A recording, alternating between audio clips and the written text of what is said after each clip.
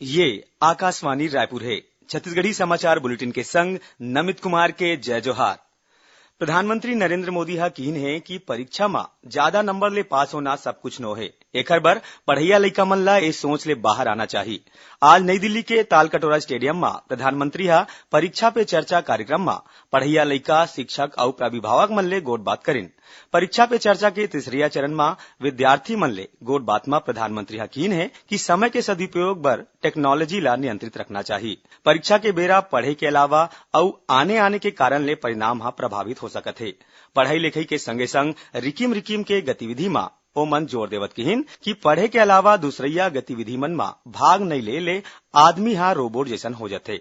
प्रधानमंत्री हा किहिन की शिक्षा के उद्देश्य नवा चीज सीखे बर केवल एक तरीका है और विद्यार्थी मन ला ज्यादा ले ज्यादा ज्ञान प्राप्त करना चाहिए। फेल होए के मतलब ये घलो है कि सफलता हा आगू अवैया है। एक ठिन सवाल के जवाब में श्री मोदी हा किहिन विफलता में सफलता के रास्ता खोजे जा सकत है। एक कार्यक्रम में छत्तीसगढ़ के 20 झिन पढ़िया लइका मन शामिल होइन। परीक्षा ले तनाव मुक्त होए बर प्रदेश के स्कूली लइका मन हा टीवी और प्रोजेक्टर के माध्यम ले एक कार्यक्रम ले जुड़िन और प्रधानमंत्री के बात ला सुनिन। संगे संग तनाव ले दूर हो रहे बर शपथ घलो लिन। बछर 2020-21 के केंद्रीय बजट के छपई परंपरागत हलवा समारोह के संग्रह आज ले शुरू होइस। नई दिल्ली में केंद्रीय वित्त मंत्री निर्मला सीतारमन की अध्यक्षता में ए समारोह होइस। केंद्रीय वित्त राज्य मंत्री अनुराग ठाकुर हा ए मौका में मौजूद रहिन। केंद्रीय बजट 1 फरवरी के संसद में पेश करे जाही। उन्हें आर्थिक सर्वेक्षण 31 जनवरी के सदन में राखे जाही। यही बीच छत्तीसगढ़ में घलो नवा वित्तीय बछर के बजट के तैयारी शुरू हो गए है। मुख्यमंत्री भूपेश बघेल हा आज रायपुर में मंत्री और अधिकारी मन के बैठका लेके बजट के तैयारी के संबंध में गोट बात करिन। ये बैठका में कृषि और जल संसाधन मंत्री रविन्द्र चौबे ले जुड़े विभाग के नवा बजट के प्रस्ताव पर विचार करेगी। खबर के मुताबिक मुख्यमंत्री हा नवा वित्तीय बछर 2020-21 के बजट के संबंध में लोगन मन ले सुझाव मांगे है। राज्य सरकार हा आज 22 ले ज्यादा आईएएस अधिकारी मन के तबादला करे है।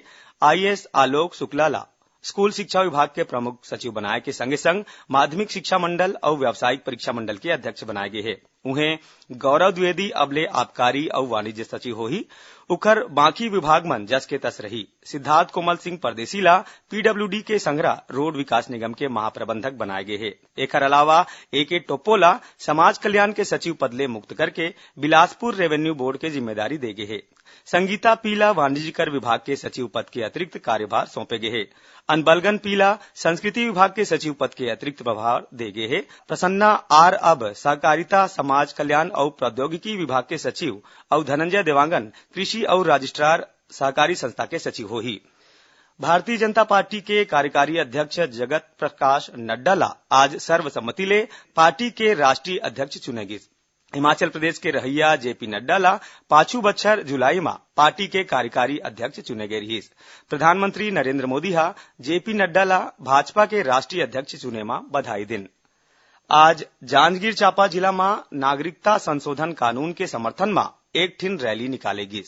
सांसद गुहाराम अजगले और विधायक नारायण चंदेल के अगुवाई में ये रैली नैला ले शुरू होके कचहरी चौक में संपन्न हुई।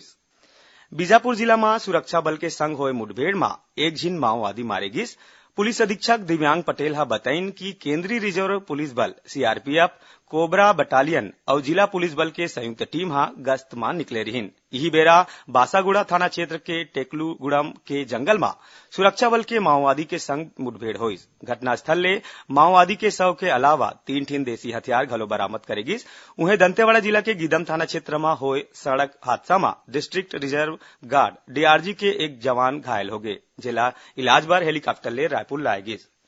झीरम घाटी हमला के मामला में फिर ले सुनवाई करे और गवाही ले बर राज्य सरकार डाहर ले दायर याचिका में आज छत्तीसगढ़ उच्च न्यायालय में सुनवाई हुई। मुख्य न्यायाधीश पीआर रामचंद्र मेनन और न्यायमूर्ति पीपी साहू डिवीजन बेंच हा इस संबंध में अपन फैसला सुरक्षित राखिन। एक संग छत्तीसगढ़ी समाचार बुलेटिन यह सिरावत है। जय जोहार।